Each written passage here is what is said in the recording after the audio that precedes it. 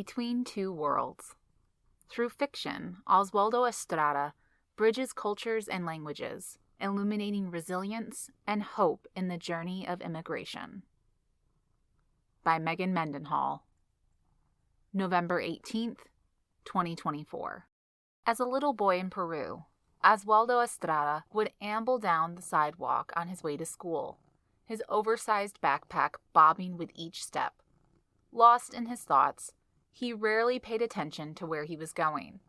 Instead, he was crafting a fictional scenario with bits of dialogue that only he could hear. In these plots, he allowed his characters to have the words and agency that he didn't always have in real life. His grandmother loved his stories and encouraged him to recreate them for her when they were cooking a meal together or having dinner with the family. By the time Estrada was 10 years old, he began recording these narratives. He recalls one summer vacation when his mornings were spent writing fictional tales, and in the afternoons, his cousins would perform them. It was awesome. I was the child who always wanted to write instead of playing soccer and other games, he shares with a laugh. I had this need to create a parallel, alternative reality to my own. Perhaps because I was very asthmatic and had to miss school frequently. Now a professor of Latin American literature at UNC Chapel Hill, Estrada has transformed his childhood passion into a career. He has written several books on literary and cultural criticism and numerous short stories. In 2020, he won the International Latino and Latin American Book Fair Prize and has received a handful of International Latino Book Awards, including a gold medal for his short story collection, Las Guerras Perdidas, The Lost Wars. Most recently, he published his first novel, Tus Pequeñas Huellas, Your Little Footprints, which tells the story of two Peruvian immigrants who find their way into American society while suffering the premature loss of their child. In this fictional work, Estrada, who moved to the United States from Peru at the age of 14, draws on his own experiences as an immigrant. Through his writing, he sheds light on the struggles many newcomers face when moving to this country, such as learning a new language and culture as an outsider. My fiction is always moving back and forth between my everyday reality, what I left behind, and, of course, the dreams and hopes of the immigrant, who is always living somewhere in between what you have and what you wish you could have, he shares. That's why my fiction represents me. I am in that in-between zone. Science to literature. Estrada never planned on becoming a literature professor. Growing up, his mother dreamed of him becoming a doctor, so he went to the University of California, Davis, with the intention of taking pre-med courses. But he didn't like his science classes in big lecture halls. In the hopes of trying something new, and because he was already fluent in Spanish, Estrada decided to take a Spanish culture class. During the roll call, when his professor accurately pronounced his name, he felt something he hadn't before, a sense of belonging. No one asked what I went by or stumbled over my name, he recalls. The professor said it perfectly, and I just thought, this feels like home. From that moment, he continued to take Spanish culture and literature courses, purely for enjoyment. It wasn't long before professors noticed how much Estrada was excelling. He participated enthusiastically, wrote exceptional essays, and often stopped by office hours, eager to discuss his latest insights. One day, his Spanish advisor confronted him. "Why haven't you declared this as your major?" Caught off guard, Estrada replied, "I'm doing this for fun. I want to be a doctor." But his professor saw something else in him. "You're kidding, right? This is your passion. You write the best essays, and you're always engaged. This is what you're meant to do." Those words planted a seed, and he considered pursuing something he genuinely loved, like Latin American literature and writing. Breaking the news to his mother wasn't easy. She was disappointed. She'd endured hardships and made sacrifices to provide him with opportunities, ones she hoped would lead to a prestigious career in medicine. They didn't speak for 2 months, as they struggled to reconcile his passion for literature with her dreams for him. I remember her saying, "We came this far, and you want to study literature?" Estrada recalls. Over time, his mother's disappointment waned.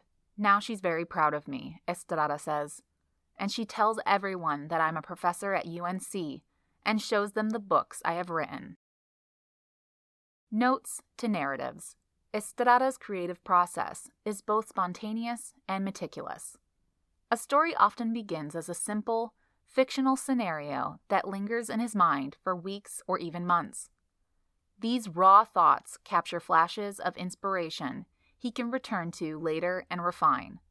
Sometimes I take notes, but mostly I write out of superstition, he says.